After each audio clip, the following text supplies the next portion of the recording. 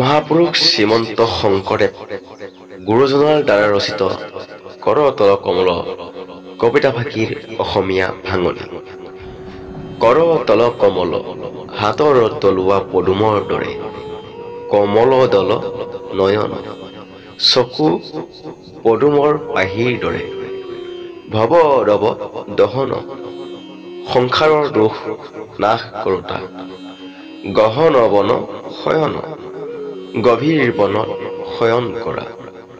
নপৰ নপৰ পৰ মাটিত ভৰি পৰা নপৰাকৈ শ্ৰেষ্ঠজন, সতৰত গময় সততে গমন কৰে।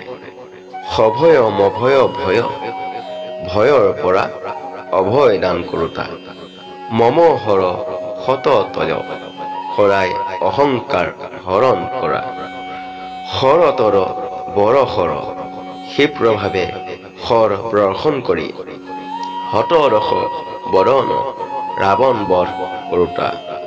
খগচৰ নগধৰ গৰুৰত উঠাজন আৰু গোবৰ্ধন ধাৰণ কৰাজন, ফণধৰ শয়ন সাপৰ ওপৰত শয়ন কৰাজন। জগদখ মপহৰ জগতৰ পাপ মোচন কৰা। ভৱ ভয় তৰণ সংসাৰৰ ভয়ৰ পৰা ত্ৰাণ কৰা। পৰ পদ লয় কৰ শ্ৰেষ্ঠজনৰ পদত লয় কৰা।